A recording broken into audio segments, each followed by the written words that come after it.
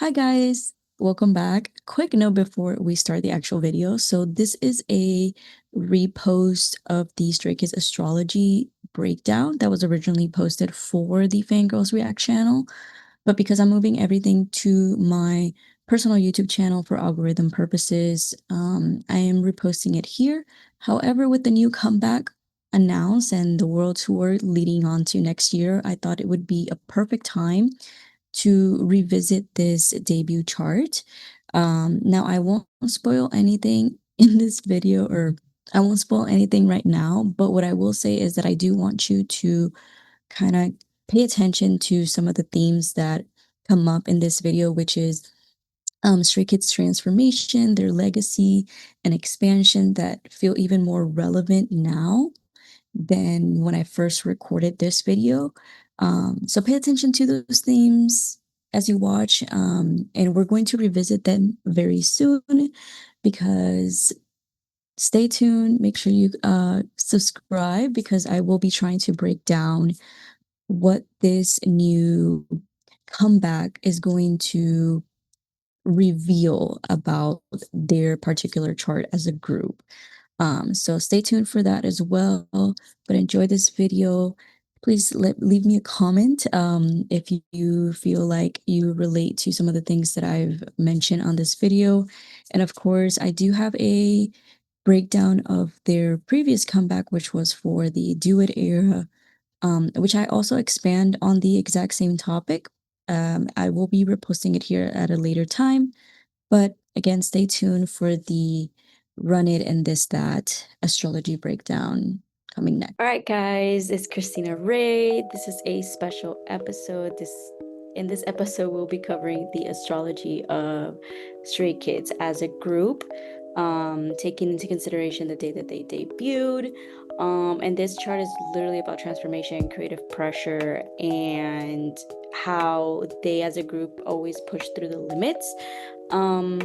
And I, just so you know about the way that I approach astrology is through the Hellenistic lens, or aka traditional astrology. I do add some like modern astrology techniques here and there, but I apply everything through the Hellenistic lens of astrology. If you know that, if you don't, that's completely fine. You don't need to know the ins and out of that right now, but just know that it's through that lens. And so yes, I'm gonna go ahead and share my screen where I have like my astrology chart software, and pretty much I'm gonna go through my notes because I mean I like to kind of make sure that I don't miss anything. So if you see me like trying to look at what I'm gonna talk next, is because I'm trying to make sure that I cover all the points that I wanted to talk about on this video. All right, so let me go ahead and share my screen. Okay. Oh, did not mean to zoom in that. All right. So, okay. So first, I wanted to just pretty much go immediately to the rising sign, right? Um, the ascendant, the first house. So that is going to be here in Virgo. So what that tells me is that when I'm looking at a chart, I'm not looking towards your sun sign. I'm going to look to your rising sign, right? And it's at 25 degrees of Virgo, which, if through the traditional lens, you're going to know that Virgo is ruled by the planet Mercury. And with Mercury, we are going to look at where is Mercury in this chart, the condition that it's in, and all that stuff. Because when you're looking at what's called the AKA the chart ruler, the planet that steers the ship of that is your life, that is the chart, we're gonna look into that planet first, because anything that the planet does, the condition that it's in, it's going to determine how certain events um happen to us or to a group, right? In this case, so like it's going to determine how they move through life as a group, pretty much. So with Virgo, it pretty much sets the tone for the group identity, right? It's precision. Think of it like that. With the sign of Virgo, it's very precise. It's almost has like this perfectionism personality to it, but it is still very rooted in intentionality and improvement. So it likes to dissect things, right? It likes to perfect it. Now, what is fascinating about this chart is that when we look at Mercury, it's located in the eighth house of transformations, of trauma, the house of taboo and taxes and debt. Um, and if you notice, it's highlighted in red, so that means that it's retrograde. And retrograde doesn't necessarily mean bad, it's just that it's not going to present itself in the most like perfect way that I would want it to be or show up, right? So it's not in a safe space or place in this case. And on top of that, it's in Aries too. So talk more about that. So it's retrograde, it's in Aries, and it's in the eighth house. So what does this tell us? So much about like internalizing things. So the way that they process things internally versus how they express themselves creatively.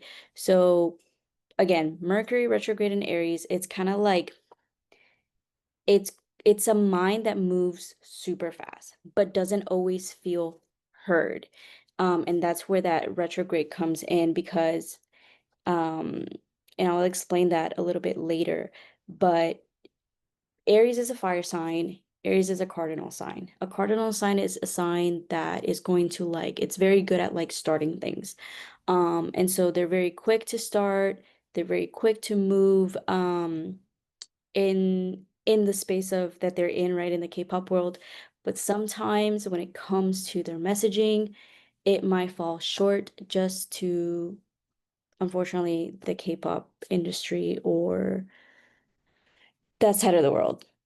Right, so they sometimes when they're trying to express a certain thing, it might end up getting just misinterpreted or just not heard, right? Now, add in the layer of the eighth house. This is, like I said, this is a transformational house. It's deep, it's often like heavy topics, heavy material, power dynamics, pain, transformation, and even taboo subjects, which, you know, in regards to like mental health is considered like a taboo subject. And we know that at least for some of the songwriting, right, it talks about mental health topics. Now, it being the ascendant sign being in Virgo and ruled by that Mercury, they speak from like their gut from like the stomach, but I don't say like, oh, they just speak from the stomach. It's like the feeling, right, of when it comes to like maybe songwriting or when they are together as a group is very, it comes from the gut. So sometimes when that happens, we tend to like, it can be messy and sometimes misunderstood, but it's not because it's uh irrelevant, right? It's just sometimes it can come across different to other people or to the audience, but it's always real, it's always raw. Now, again, this is why I feel personally that it can feel like Stray Kids can get creatively misunderstood in South Korea and in the K-pop framework and landscape, especially when they started early in their career. Like their music didn't follow the typical K-pop framework or formulas. I mean, for when they first came out, it wasn't too many groups that were self-written, right? But they were. And on top of that, they were also emotionally charged, Aries energy. And obviously, there was something chaotic about them. And obviously, a running joke with Stays is that, they're very, very chaotic, just being themselves. And again, it makes sense with Mercury retrograde in Aries. They're literally meant to challenge that mainstream K-pop framework, that mainstream K-pop formula, landscape, whatever you want to call it. And most importantly, the way that they produce music, how they sonically um, sound, right? And with Mercury ruling the chart of house, with Mercury ruling the eighth house of transformation, you're also not going to come into fruition to play it safe, which we know about them. They're here to push and pull, right? The industry, to rebuild. And when I say this, it's like I'm gonna make a reference to the Karma album, but it's literally I like to look at the eighth house like the house of the phoenix. It's like this constant loop of transformation, and not just as a group, but also like musically and the message that they're trying to put in out in the world. Like they're constantly reinventing themselves. Um, but yeah, that's Virgo rising with the chart ruler, Mercury retrograde in Aries in the eighth house. So one thing, very important thing that I would say if JYP had an astrologer in their team or whatever in Division One or whatever it's called, is that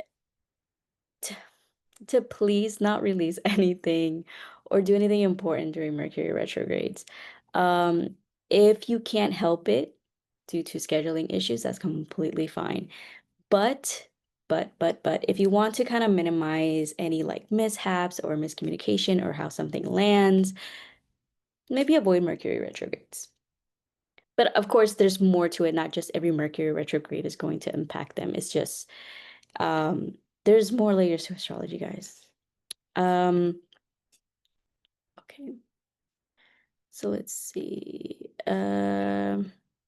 Okay, so now I'm going to look at the sun, right? Not only is Mercury there as well next to the sun, but also Venus and Uranus. Now, aka this would mean that they have an Aries stellium. Um, so it's that part of the chart is going to be extra loud. So again, like we talked about, the eighth house is the house of transformation. It's not a surface level place. It rules death, shadow, legacy, transformation, power dynamics, power crisis, and like I said, transformation. Now, with it being in the sign of Aries, it tells us that they are going to like fight their way through visibility. So first we have the sun in Aries. Aries is a very bold, fiery sign. And it's also a cardinal sign. So it has the will to lead, the will to start the things. Mercury retrograde there might be some miscommunication challenges and stuff like that. And then with Venus and Aries, that's that like fiery loyalty that they have, that passion. And also like an unconventional like connection with the fans as well, and with their aesthetics. Now add in Uranus in the mix, and that is complete chaos, but as well originality and sudden evolution. So again, we're going back to them being able to like almost reinvent themselves time and time again. So they're not here to just make music.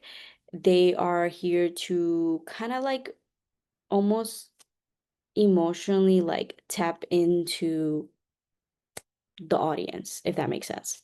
Now, with Aries in the eighth, like I said, Aries is very bold and unapologetic in a sense. And in the eighth house, we add on taboo topics and stuff like that. It kind of takes away any filter that you might expect from this group. Like, it just bleeds.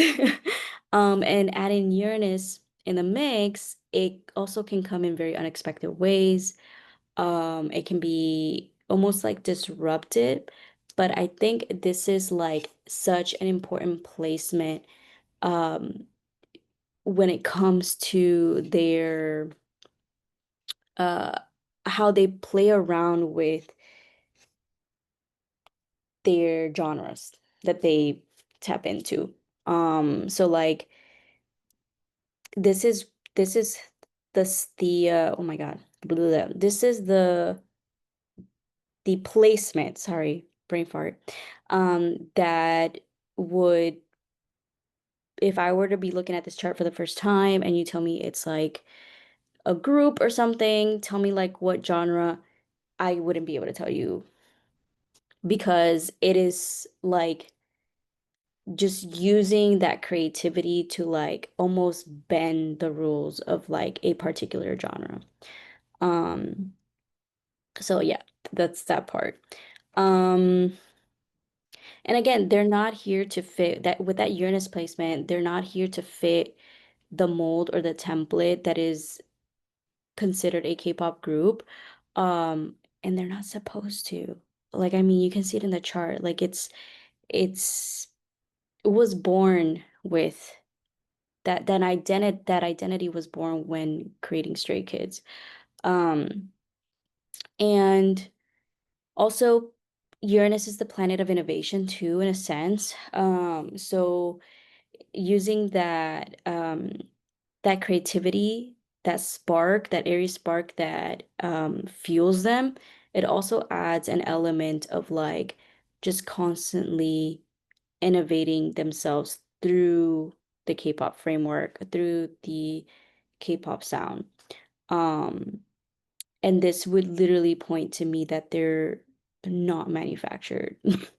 They're raw and authentic, like I was saying. So literally a group that is meant to shake the industry that it's in, and it's something that you're not supposed to get right away. Like I'm not a stay who was there from the beginning. I've discovered them a little bit later on.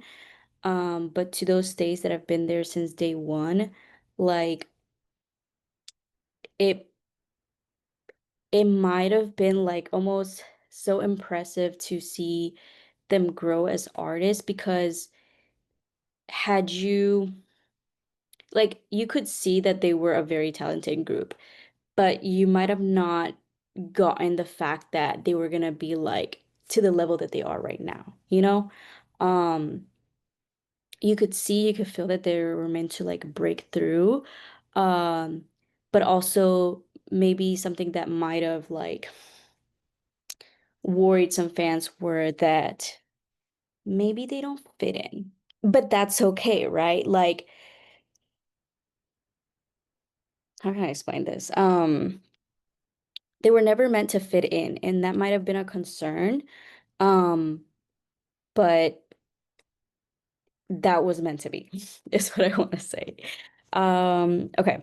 So now I want to move to the moon here in the 11th house. The reason why I want to talk about the moon, not only because it's like usually what we go after the sun, right? But also because it's in the 11th house. So in the 11th house, personally, I consider it because it's a house of like hopes and dreams, right? But I also feel like it's a house of social media. And in that part, I also kind of include the fandom into the 11th house because the 11th house is also about community. And um, the community for a group is really their fandom. So now, the reason why I'm bringing up the 11th house is because I want to talk about the relationship that is between them as a group with Stay and like maybe the emotional imprint that they have on the fandom. Sorry, I'm gonna burp. I think, I don't know. Let me take a drink. Sorry. I should be drinking water. All right. So with the moon here, there is I don't know what was that. Um, because the moon rules our emotions, our emotional instincts, there is a need for like safety and belonging that the group kind of gives us already. And obviously, the moon is in domicile in the sign of Cancer. Did I say that right? The moon is in domicile. Yeah. The moon is in domicile in Cancer. So it's dignified and it's nurturing, it's sensitive, it's deeply protective as well. Now, what that means is that that nurturing energy is projected onto the community and vice versa. So, this is why I feel like when it comes to the relationship of, why am I getting a phone call? Of stays and stray kids, there's this bond of like home, feeling like home. Um, Sometimes the fandom can feel like wanting to protect the members. And so having that placement naturally for the fandom, it's like, oh my God, these are like my babies, or these are like my old group, or this is like um my boys, like, and having that like almost like emotional imprint on them. But also that might go vice versa, where it's like I want to protect stay. And it kind of goes beyond like the idol fan dynamic. And that's why I say that it kind of just feels like home. Um, and I feel like that I think that's why they also, try to be as active as possible. Is because they kind of have like that need for stay and vice versa. So that it goes a little bit, I wouldn't say excessive, but it can be seen that way.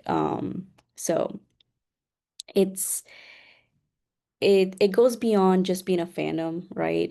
There's some like emotional protectiveness that the fandom of Stay, or what it stays, have over the group. And again, like I said, I feel like it's very mutual. Um, because as a group, they do value and care a lot about stays. And I think with the whole fiasco of, I can't even remember, this last tour, um, during the heat and all that stuff, they felt very protective over making sure that everybody that was in attendance was being taken care of, was being like, were hydrating and stuff like that. So it goes both ways.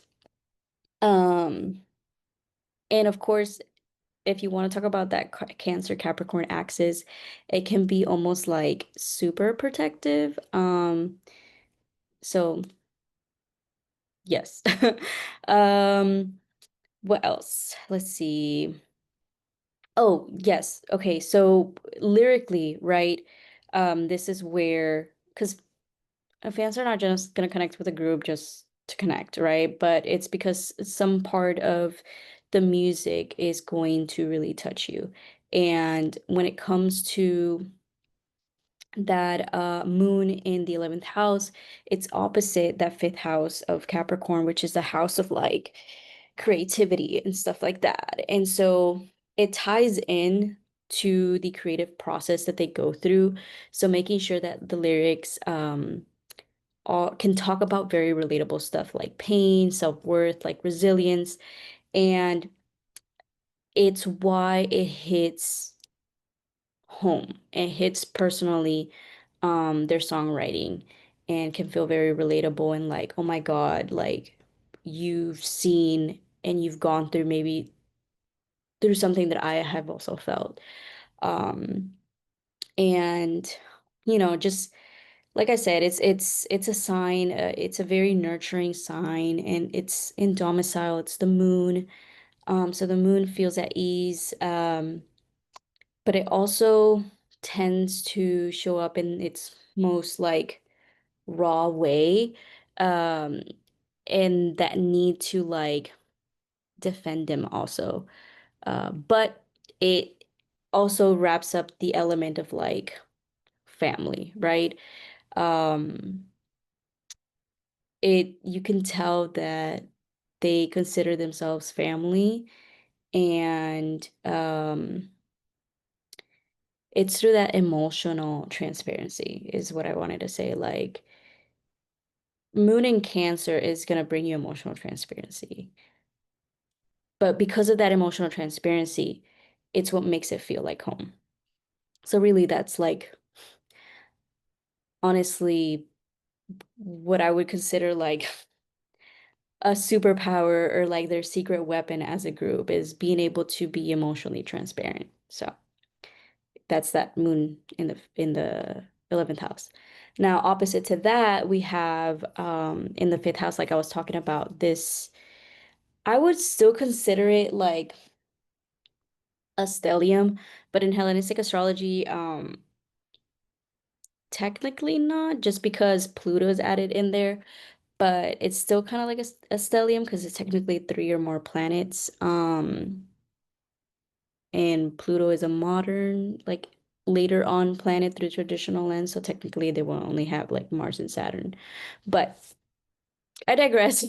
But still just keep in mind that when you do have two or more planets in one sign, that energy can manifest a little bit more intensely, just like we saw with Aries. You could see the Aries side, but I'm gonna break down how you can also see the Capricorn side.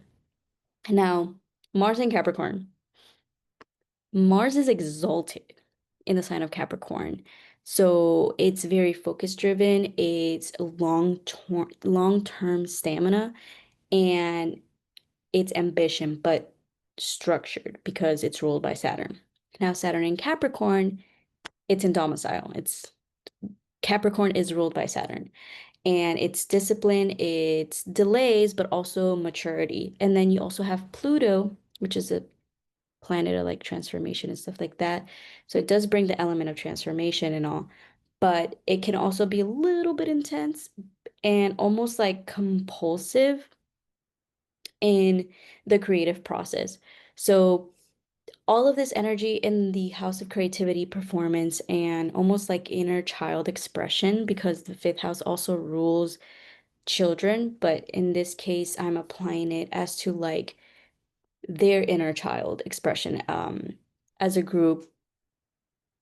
Here is where Mars makes a square to the sun in Aries. And so what that does is that it creates a little bit of a tension. Um, they're very driven, right? But they also have to like create in conflict with their sense of identity as well. And then if you add Saturn to the mix, Saturn is almost like the what I like to call is like your the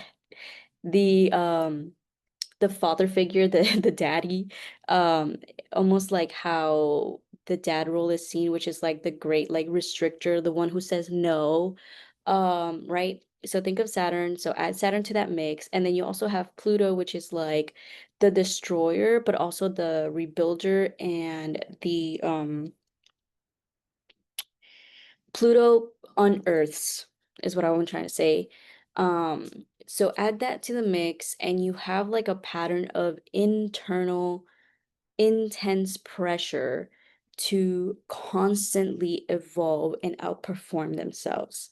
So that goes back to a lot of the interviews that they have where it's like they're like, "Oh my God, Billboard 100, freaking X, Y, and Z albums, all top one of the Billboard charts. Like, oh my God, are like you excited? Are you like celebrating?" And they're like, you know what?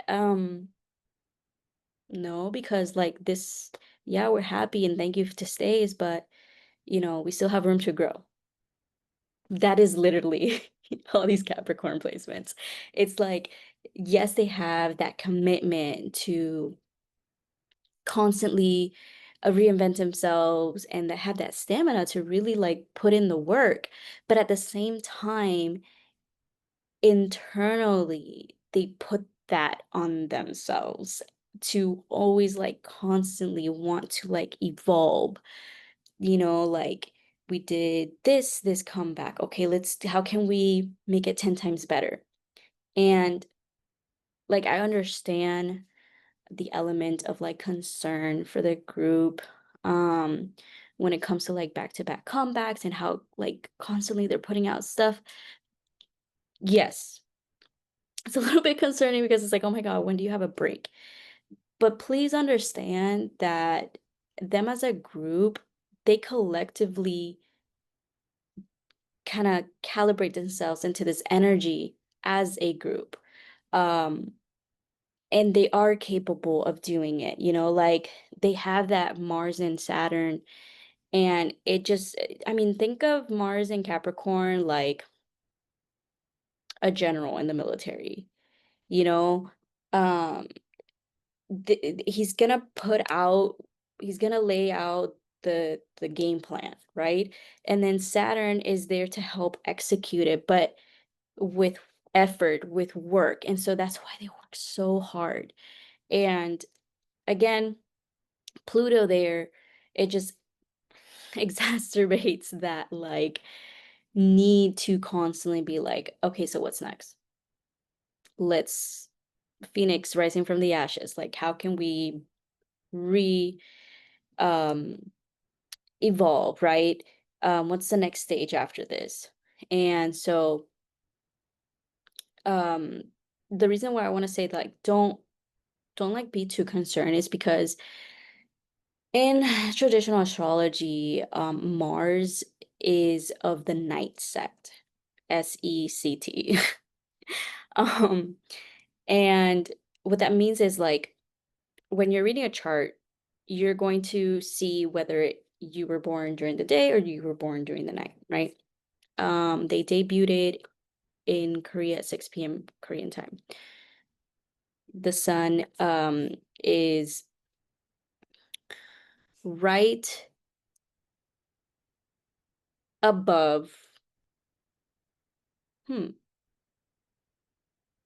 I could have swore they were an eye chart, but anyways, um, what I'm like, I don't know why I wrote in my notes that they're from a night chart, but okay, so they're a day chart. So with the day chart is that Mars and what is it? Mars and Venus are going to be of the opposite sect, of the opposite team. So Mars is considered the malefic of out of sect. How do I explain this? Okay, two teams, day team, night team. On the night team, Mars and Venus are like the group. During the daytime, Saturn and Jupiter. Now, when you're a day chart, you still have a evil twin and a good twin, right? Venus is going to be your good twin. Mars is going to be your bad twin. And because it's a day chart, anything that these two twins do is going to impact the chart in a way that's not so nice to them. So with Mars, it's that internal like pressure to like, okay, let's go, go, go, go, go, go, go. Venus, even though is a good twin, it might do something to them, it might not, you know, like benefit them. Now, because they are a day chart, Saturn is the bad twin, Jupiter is the good twin.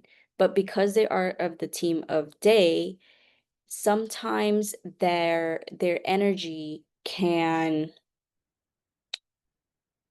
impact more the the chart, and sometimes can be a little bit easier. So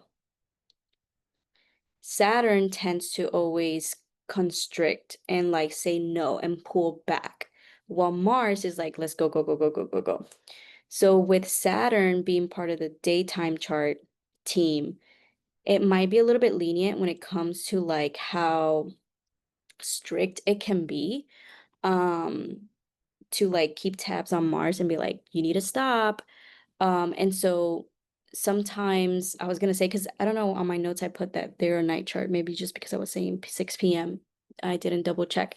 But what I wanted to say was that, you know, with the dynamic between Mars and Saturn, there's a push and pull there, but with Mars, if they were a night sect, it would be like it would show up as maybe burnout. But because Saturn is there to control the situation that Mars is in, because Saturn is in domicile in its home of Capricorn, or Capricorn is in the house, bleh. Because Capricorn is at home in Saturn, um, it eases that tension. That is the push and pull. And so what might have been uh, burnout if it was just Mars by itself, you add Saturn, it helps to kind of slow things down a little bit and in a way that is not too harsh on them. I hope that makes sense. Sorry. That's why I do notes because I'm like, I will freaking explain it three ways. So bear with me, guys. Now, so yeah, so they're constantly, setting the bar high. And that's why it seems like they don't take breaks, because somehow they feel guilty, of if they don't continue to reinvent themselves, they start to feel almost guilty. Um, and that's why you'll also notice that with like the songs or with like the album introductions, they talk about sometimes like, oh, this song like was written 5 years ago, or this song we had it for this album, but then we took it out and it's no longer the title track and stuff like that. So they're constantly like perfecting, and that goes back to that Virgo rising sign. Um, so please don't come for their worth ethic. It's just this chart is very like, they want to grind as much as possible, and work through their craft. um the sweat and tears that they put into albums and to just their work in general, it's all there, right? The perfectionism is there, and it's just because they have that need, that sense of like wanting to constantly surpass themselves, really. Um so another important house that I want to talk about is the seventh house right here, which is all these Pisces placements. Juno is a asteroid. I just left it there because sometimes I've been trying to like learn as much as I can about Juno, as an asteroid, so that's why it's there. But ignore Juno. But really, Chiron and Neptune. But I'm gonna talk more about Neptune here because it's in the seventh house of like relationships with the public, but also the parasocial culture that surrounds them as K-pop idols. So again, like I said, the seventh house is about relationships, but I'm converting it into like the audience relationship and even like open enemies too. Um, so with Neptune here, everything kind of gets a little bit fuzzy. Um, in traditional, not traditional, I'm sorry, in modern astrology, Neptune loves being in the Pisces sign, but again, I'm going to approach this in the traditional lens. But so on one hand, you have something beautiful, dreamy, almost intuitive connection with the idols, right? And vice versa, like them having like this beautiful connection with stays. And it creates almost like that alluring, almost spiritual magnetism that they might have on stays. And almost like a sense of like, oh, I feel them, I can see what they're going through, right? But even though Neptune, modern astrology, is good in Pisces, there's still a shadow side, right? Um, so this can manifest as like people projecting fantasies onto them, maybe fans kind of feeling entitled to them, and that parasocial dynamic that almost like blurs line between fantasy and expectations. So That could be like the negative side of having Neptune in the seventh. Um, but in a way, this is also shows like why stays are like really loud, um, and why they might like fall too deep into the Stray Kids rabbit hole. Um, but yes. So just because the bond between stays and Stray Kids might feel like something really, really special, it can also harm in a sense. And I feel like you can see that in as a stay, where sometimes that entitlement can come out, and whether they were meaning to come that way or not, it like ends up harming them. So just food for thought. Anyways, let's talk about the nodes, which is the North Node in Leo and the South Node in Aquarius. So North Node in Leo is in the 12th house, South Node is in the 6th house. So this axis is like almost like your karmic blueprint. Um, it's like the soul's movement through service, which is like the, oh my God, the 6th house, and creative sovereignty and private power, that is the 12th house. So Aquarius, sorry, yes, Leo North Node, Aquarius South Node. Okay, so with the Aquarius South Node, I mean, yes, South Node, collective duty, survival mode, trying to fit in. Now, North Node in the 12th house, this is like, because it's in Leo, there's a source of a individuality and artistic radiance that is leading with the heart, right? Leo rules the heart. But with the North Node being in the 12th house, it's almost like subtle behind the scenes. Like it Stray Kids is not a group that is like trying to chase spotlight. Um they're meant to like learn how their inner light can guide a path to where they're supposed to be as a group, but they have to come with the terms also that it's while nobody's looking. It's almost in a private manner. Um, so it's a way of like trying to balance um that axis that is Leo and Aquarius. And it's like, yes, they're here to carry discipline because the South Node is in Aquarius. It's in the house of service. Um, and as a group, right? Because Aquarius is about community, about group loyalty. Um, but it's also you need to balance the nodes. So you need to balance the energy between the 6th house in Aquarius and the North Node in the 12th house. And being able to like with your heart kind of lead, but also have like some sort of like creatively, I'm trying to word this, creatively lead with the heart, if that makes sense. um and because it's in the 12th house, it's it's like behind the scenes, really. It's like almost in the shadows, internally too, um subconsciously is what I want to say. Okay,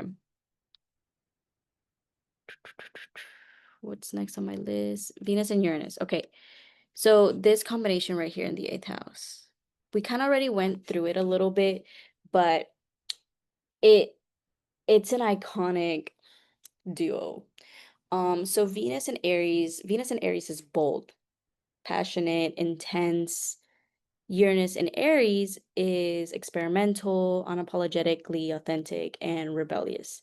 So together in the 8th house, it it feels like them as a group, it what makes them feel like so like almost like a creative cult favorite, if that makes sense. Sorry. So they didn't just build a brand, they build a bond with themselves as a group, um, and with stays. So that's why it can kind of feel like almost like emotionally charged and very transformative for them as a group and to the fans. It also like with kind of Venus ruling the arts. This is kind of where we get that unique sound that is Stray Kids because you really can't say like, oh, like yes, you can consider them K-pop, but they rap, they do EDM, they do slower sounds, they do traditional mixes. Like it's just they're so unique and sonically that it's like how can you fit them into that box of K-pop? But that's where that Uranus Venus combination comes, right? And also Uranus is the planet of like instant things, right? And so the ability that they have to like again constantly reinvent themselves, even like shock the fans, shock the music industry with like every comeback. This is that marker. Um, and again, with that Venus, that passion, that intense passion, like the sense that they belong to the fans in a deeper way. Now, I want to point to Jupiter in the third house, which is retrograde in Scorpio. So this one's a little bit interesting because it rules the seventh house of relationships, like audience relationship, fan relationships, and it's sitting in the third house of like voice writing and short-term communication. So what happens when Jupiter is retrograde? Um, it shows like a group whose like wisdom is almost internalized. Um, before it's even like spoken about as a group I'm pretty sure with the type of chart that we're looking at they have gone through so many things that we don't freaking know, and whatever that is, whatever hardships they've had as a group they have processed very deeply and privately. So when they do speak about certain things, um there is a sense of like intensity, emotionally, uh kind of like I don't want to say projected, but it can feel that way. Um Now that Jupiter does trine that Neptune in the seventh house, so it might almost come almost like mystical or like very understanding to the audience, to the stays. It is also sextiling the ascendant, not exact, but pretty close. Um, so even though it might it might come like a little intense or um deeply, right? It's still very grounded in the delivery of what they're saying. Um, so again, this would be a marker that I would say, because it is the ruler of the seventh house, and it's having a relationship with that seventh house, it's why probably lyrically, right? Because the third house rules the voice writing. Um, that's why lyrics hit so hard and their messaging hits so hard and deeply. Um, so it's like the lyrical rawness that stays talk about, almost like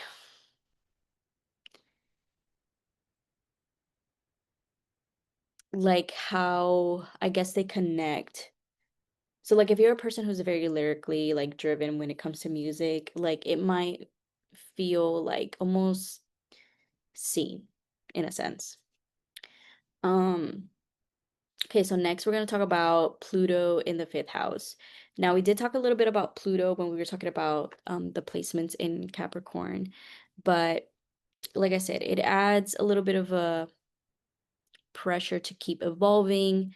Um every era has to top the previous one. Um, and I mean, they do it, honestly. Like every era is like, oh my God, can it get better? Yes. But somehow in the process, they're reinventing themselves. So this is a group of a chart that really just doesn't make music. It's kind of like almost like mm, I don't want to sound crazy, but like magically like constructs their their music. So it's one where like you can definitely feel every time they have a comeback how much better they got in their skills, like whether it's songwriting, dancing, you feel the work and effort put through each comeback, the growth as a group through each comeback. And so that's just like Pluto in the fifth house, honestly. It's kind of constantly like breaking the old versions that were of, Stray Kids, to make room for a much bigger Stray Kids, if that makes sense. Um, so I think I've spoken for a lot now, but I wanted to get this out there as quick as possible because I do have like more things to say um in regards to what's coming next. I personally feel I'm recording this Friday, October 17th, and it's 4:34 right now. In Texas. I definitely got the Beyond Live. So I will be watching that. But I'm convinced that we do have a comeback. But there is still more that I feel like we're gonna see come 2026. So please let me know. I'm gonna stop sharing my screen right now. Please let me know if this was interesting to you. Did it track with if you're a witchy poo baddie? Please let me know if you're also getting this this energy from the group, and yeah, just let me know if it's something that you guys want me to break down, like, because if you know, you know. I don't know if you're new here or if I am mentioning that I'm doing this on my socials. I don't know yet. I'm just doing this on the fly. I did do a breakdown of the astrology chart for the Karma album drop, and it was pretty accurate. And I even broke down almost like the whole album astrologically, per songs, like, hey, this is where this song fits into this dynamic of the Karma album drop. And just recently, a couple days ago, I posted a video about how I feel like there's something brewing, because again, I kept looking at the chart for tomorrow, Saturday and Sunday, and I was like, I feel like they have something to say. I feel like they are going to definitely do a comeback. That's just my thought. And I had a lot of people be like, oh my God, there's definitely something like changing. They're posting all these trends. They're being a little bit more expressive, a little bit more like free, in the sense of like, you know, the thought out there that I put was that, even concept wise, it feels a little bit more sexy. And uh, the idea of a sexy concept is not far-fetched, I believe, in my opinion, in the way that I'm reading things. Now, mind you, the way that I tend to kind of put two and two together is doing timing techniques, which is pretty much seeing what their transits are doing to this original birth chart and then seeing how it plays out. And I could definitely, right now they're going through an eighth house year, um, which lights up again all those Aries placements. So there's a lot of intense energy that we're feeling that we might get. And then going into the ninth house, just because the ninth house is a little bit more visible, and it is the house of like foreign lands, foreign people. I'm just very, very curious. I still haven't like super like gone far into next year, but I can just get the feeling that it's just gonna get bigger. um, so with that being said, please, please, please, please let me know if you want me to do those timing techniques that I'm talking about onto like projected into the birth chart, the debut chart, and see what we might be getting coming 2026. So if you enjoyed this video, please let me know in the comments. Please let me know your thoughts. And if you do guys want a breakdown to see what we might or can predict for 2026, please let me know as well. And yeah, I think I'll make sure to subscribe. I always forget that part. Please make sure to comment, like, and subscribe. And if you want to see more solo episodes like this, where I'm breaking down the birth chart or the debut chart of other groups, please let me know which group I can do next, or which group you would like for me to do next. And yeah, I'll see you guys in the next time, whether it's a reaction video or a solo EP.